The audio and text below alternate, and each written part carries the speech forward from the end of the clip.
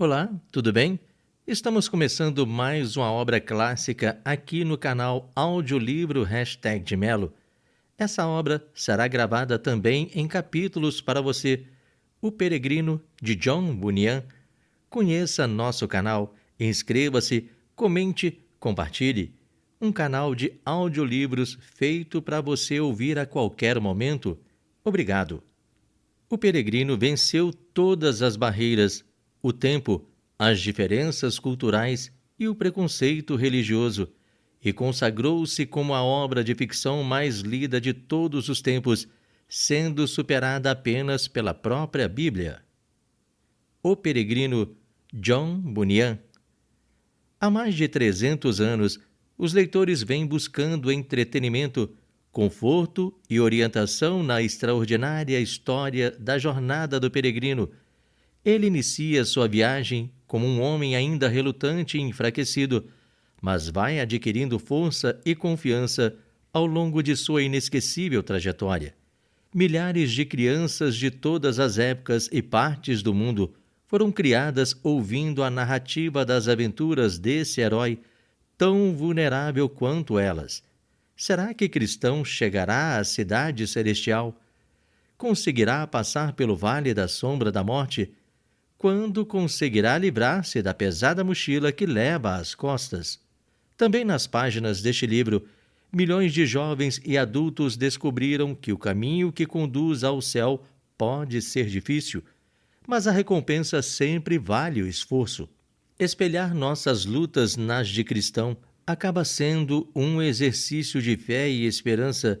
Somos, afinal, todos peregrinos. O autor John Bunyan tece brilhantemente a alegoria simbólica do destino religioso da alma daqueles que abraçam o cristianismo, levando o leitor a uma profunda e comovente reflexão e remetendo às páginas da própria Bíblia em cujos princípios fundamenta sua trama. Bunyan nasceu na Inglaterra em 1628. Aos 20 anos, uma crise espiritual o abateu. Não conseguia entender o significado da vida e sua falta de fé resultou em um profundo conflito existencial. Converteu-se finalmente ao cristianismo puro e simples e distanciou-se da religião oficial da Inglaterra, o anglicanismo da Church of England. Associou-se a um grupo de evangélicos e tornou-se pastor. Porém, em 1660, rebelou-se contra a igreja oficial ao conduzir cultos sem autorização, sendo recolhido ao cárcere, onde permaneceu por 12 anos. Em 1675, foi preso novamente e, durante esse período de reclusão, escreveu a maior parte de O Peregrino. O livro foi lançado em Londres em 1678 e tornou-se imediatamente um sucesso de vendas. Apologia do autor a seu livro. Quando no início peguei da pena a escrever, mal imaginava a cena que for compor assim um livrete. Não pensava em outro motete, mas já quase concluído, porque não sei, sem me dar conta, a este me atirei. E assim foi, eu escrevendo sobre o anelo a corrida dos santos nesta era do Evangelho. Súbito, vi-me enredado numa alegoria sobre sua viagem e o caminho à eterna alegria em mais de 20 coisas que pus no papel. Isso feito, jamais 20 na cabeça ao léu. A se multiplicar se atiraram novamente, como centelha que voa de brasa ardente. Mas pensei, se vocês se produzem tão rápido, melhor é pô-los de lado, para que, afinal, vaptus ad infinitum, não se multipliquem a corroer o livro em que me debruço a escrever. E assim fiz, sem ter ainda ideia distinta de assim exibi-lo a todos, papel e tinta. Só pensava em fazer nem sei que, nem me esforcei, portanto, não ver? Por agradar ao próximo, não, pois o fim para mim mesmo, adulão, nem nada nesses rabiscos despendi, senão tempo vago, horas soltas em si. Tampouco quis senão contornar, por bem, pensamentos piores que me desviem além. Assim, pena ao papel, com prazer tanto, logo vazei as ideias em preto e branco, pois sabendo já o método, todo o acesso arranquei e tudo me veio. E teso, escrevi até afinal vir a obra ao lume, essa grandeza de doce, fino perfume. Ora, quando assim pus o ponto final, mostrei aos outros para ver, banal o que diriam, se iriam condenar ou aplaudir. Alguns, viva, outros, morra a brandir. Alguns, esqueça, outros, publique, John. Alguns, não, outros, parece até bom. Via-me numa encruzilhada e não sabia o que de melhor fazer havia. Afinal pensei, como estáis divididos, irei publicá-lo sem vos dar ouvidos. Pois pensei, alguns o fariam, percebo, embora outros até neguem tal ato acerbo. Para ver quem dera o conselho melhor, convinha um teste. Dos males o menor. Pensei ainda que se de fato o negasse, aos que aplaudiriam tal desenlace, mas não lhes faria que sonegar só uma tão grande alegria. Ah, dó! Aos contrários à publicação, disse, ofendê-los, isso não. Mas, como seus irmãos o desejam, abstenham-se de julgar, até que o vejam. Se não queres ler, esquece, moço. Uns amam a carne, outros o osso. Sim, para como acalmá-los ter, resolvi então com eles debater. Não devo escrever esse estilo assim, mas sem de vista perder teu bem, o fim e tal como. Por que não ouso? Alguns amam a carne, outros o osso. Sombrios, claros, se suas gotas de prata fazem escorrer, a terra, nutrindo a nata, a nenhum repreende, mas louva a ambos, acalenta o fruto que geram tantos. Pois ela assim mistura, para que no seu futuro não se distinga um do outro em bruto. Faminta, a ela bem convém. Farta, porém, os dois vomitam, os abandona sem bem. Vede os meios que usa o bom pescador. A pegar o peixe, que engenho, que lavor. Lança ele mão de toda a inteligência, vede? Cercado, linhas, anzóis, ganchos e redes. Porém, peixes há que nem linha nem anzol podem pegar de noite e mesmo à luz do sol. Mas a esses se procura as palpadelas, ou, se não pode pescá-los, vento sem velas. E como planejar o caçador a ave capturar? Modos tantos, tantos que nem vale nomear. Armas, redes, arapucas, luzes e sinos. Rasteja, avança, levanta, apura o tino. Mas como prever todas as suas posturas? Pois nenhum dele fará senhor das alturas. E assobia, pipila para pegar esta aqui. Mas se o faz, não perde aquela outra ali?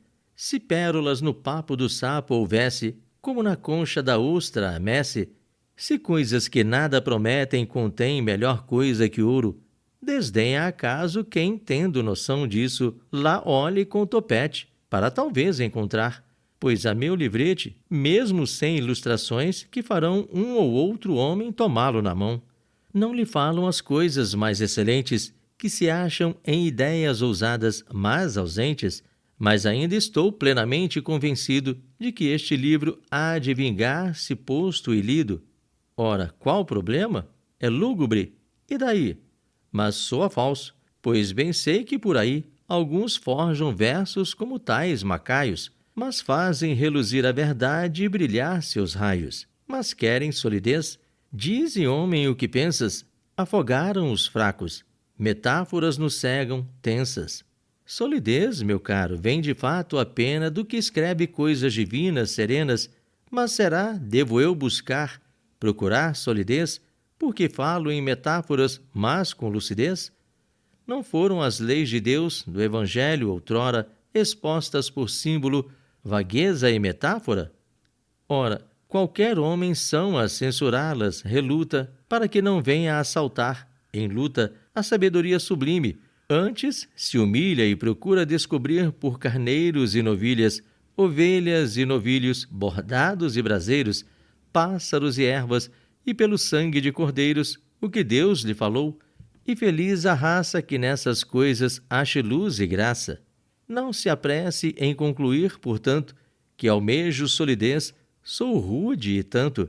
O que é sólido não o demonstra nem lesa, nem o que vem em parábolas nos despreza, para não recebamos levemente o doloroso, tampouco nos prives da alma o gozo.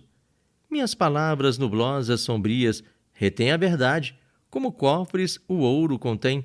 Muitos usaram de metáforas os profetas para expor a verdade, sim, e se a meta é Cristo e seus apóstolos, claramente resulta que as verdades até hoje estão sim ocultas.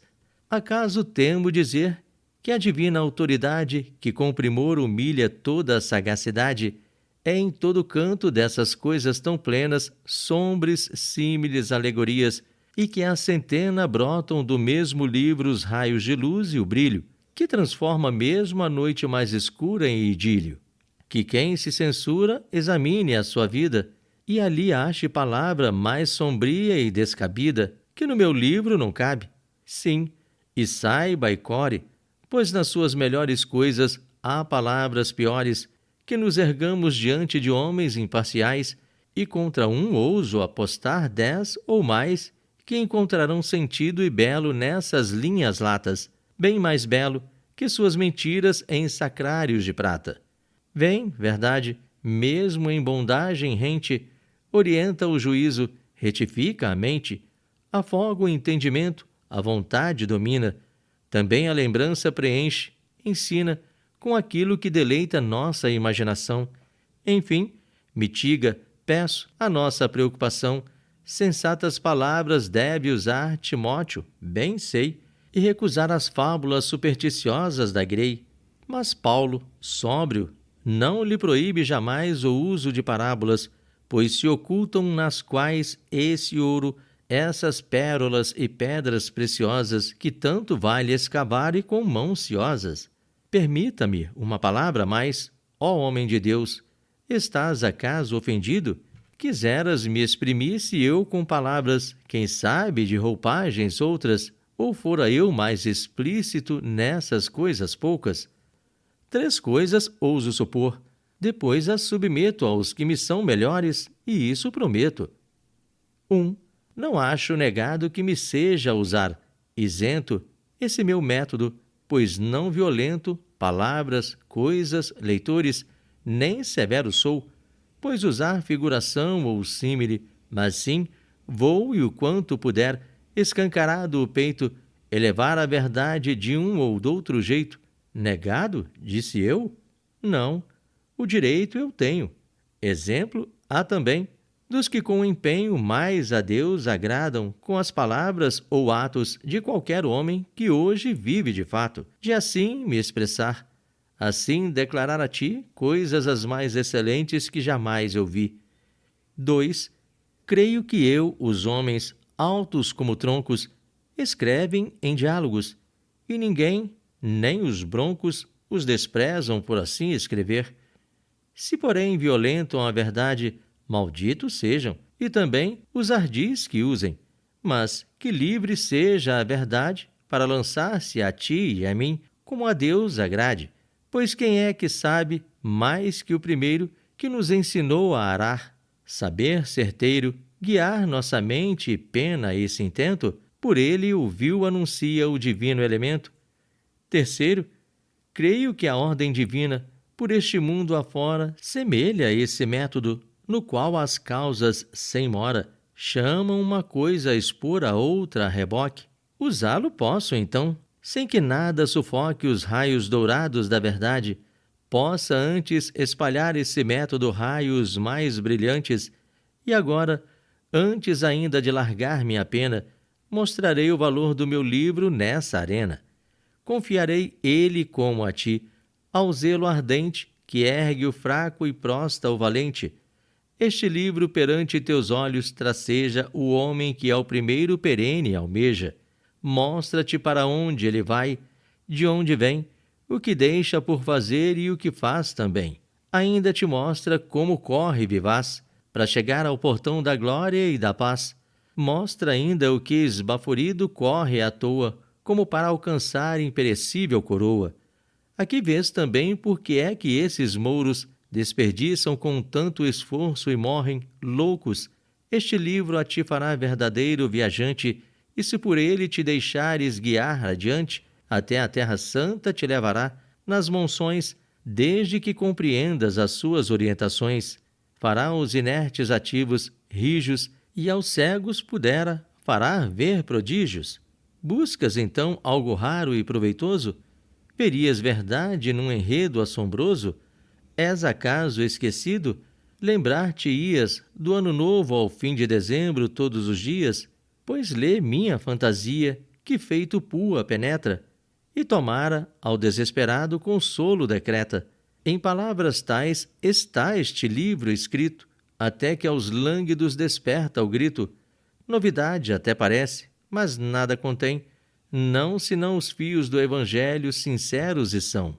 Queres acaso te ver livre da melancolia? Queres prazer, mas longe da louca agonia?